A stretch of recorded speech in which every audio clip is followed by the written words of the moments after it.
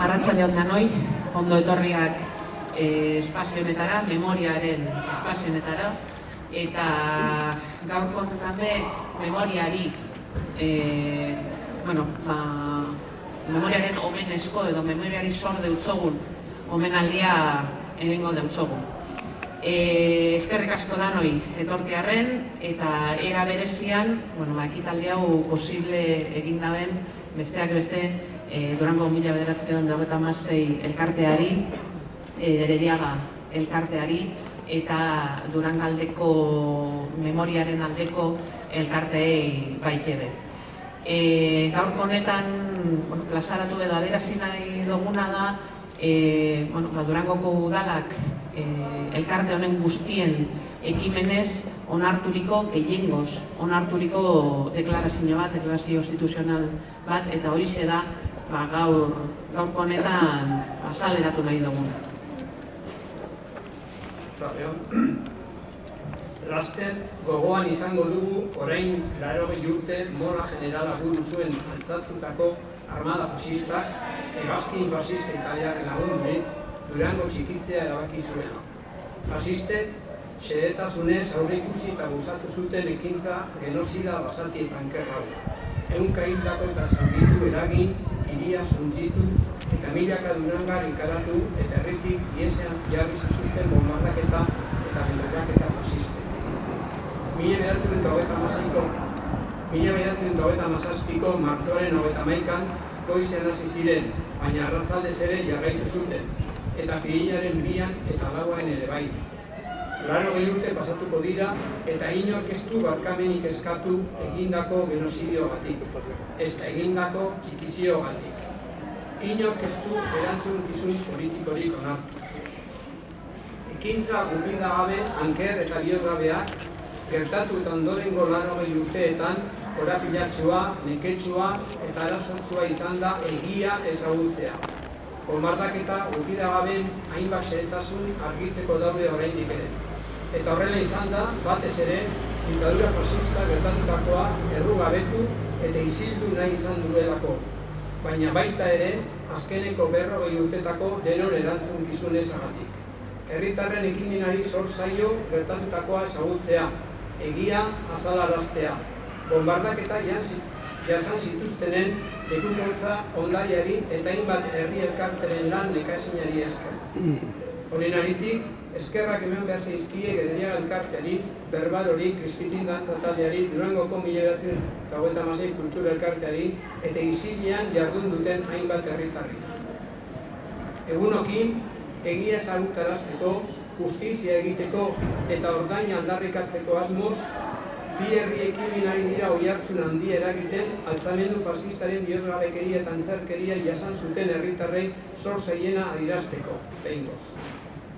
Batetik, Argentinako Buenos Aireseko lehen epaitegiko 491/10 auzi jartzea da, Argentinako kereila izenaz ezagunagoa dena, auzi jartze honek bidea zabaltzen baitu altzamendu fasistak eta ondorengo diktadurak eragindako egia jakinarazteko, justizia egiteko eta kaltuekiko ordaina gauzatzeko.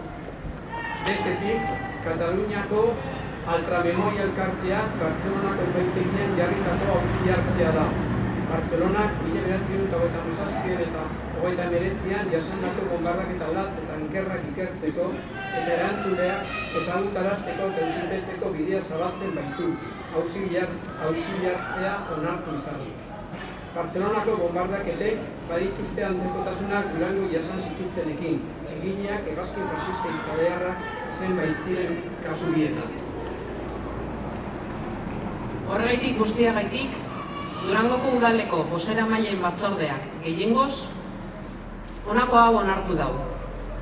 Lehenengo, atxikitzea Buenos Airesko lehenengo epaitegian jarritako auzi jartzeari. Bombardaketa fasistek eragindako hildakoak, zaurituak eta kalteak salatzeko. Bigarren, erraztea Argentinako auzi jartzeari atxikitu nahi diren frankismoaren kaltetu durangarrei izapidea bideratzea. Horretarako informazio eta aholku bulegoa zabaldurik. Hirugarren, Laguntzea diruz eta legea aholkularitza emanez, Durango 1996 kultur elkartea, honek dagokion epaitegian bonbardaketen erantzuleen aurka jarriko duen auzi jartzearen tramite guztietan. Laugarren, elkarlanean jardutea Durango 1996 kultur elkartearekin aipaturiko auzi jartzerako beharrezko diren lekukotasunak jasotzen eta bideratzen. Eta bosgarren, batzorde berezia sortzea Durangoko udalaren babesean, datorren 80. urteurrenean Durango jasan zituen bonbardaketak oroitarazteko antolatuko diren ekimen eta ekintza guztiak koordinatuko dituena. Hori bai, fasismoaren kaltetuak edo errepresaliatuak izan ziren guztien ideologiak errespetatuz. Eta hauxe, sinatuta dago udalaren barnean, ondoko alderdi politikoengatik. EAJ-PNV, Euskal Herria Bildu, Herriaren Eskubidea eta Alderdi Sozialista. El 31 de marzo de 2017 se cumplirán 80 años del inicio de los genocidas bombardeos y atropellamientos desde el aire que planificó y llevó a cabo contra la población civil de Durango los días 31 de marzo por la mañana y por la tarde y los días 2 y 4 de abril el ejército fascista rebelde capitaneado por el general Mola, ayudado por la aviación fascista italiana. Han pasado 80 años sin que nadie haya pedido perdón por el irreparable daño que se causó a la ciudadanía de Durango y al municipio, y sin que nadie haya asumido la responsabilidad política por los cientos de muertos y heridos que causaron y por la destrucción de gran parte del municipio. Han pasado 80 años en los que conocer la verdad ha resultado complejo y trabajoso. Todavía hoy son muchas las circunstancias que rodearon aquellos crueles bombardeos que están por esclarecerse.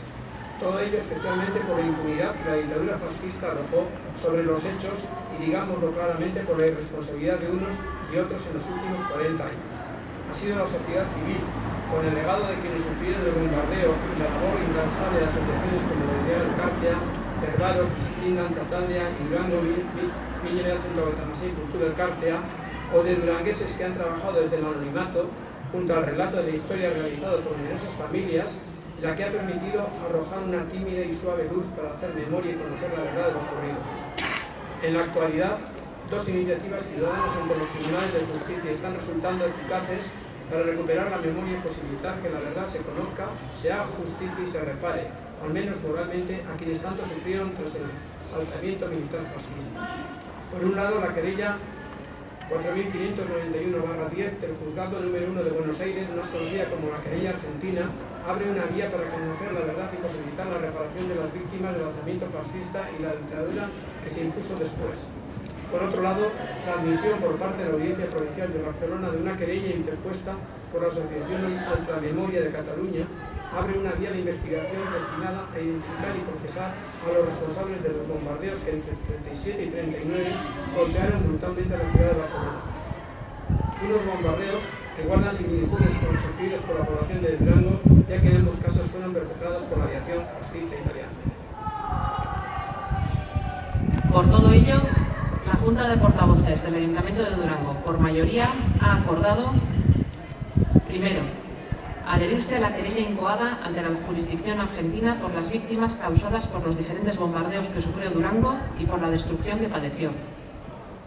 Segundo, facilitar los trámites a las víctimas del franquismo empadronadas en Durango, para que puedan presentarse como acusación en la citada querella, para lo que abrirá una oficina de información y consulta.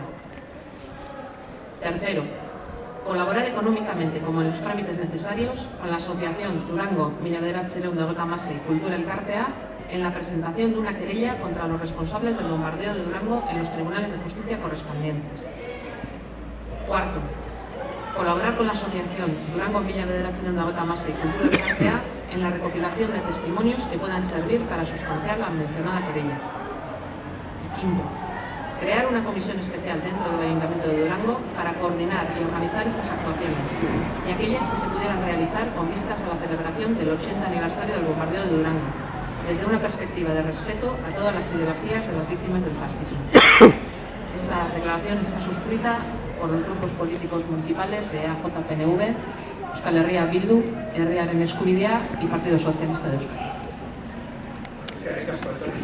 guztioi, eta beste pausotxo bat baino ez da, egitekoan, eskerrik asko.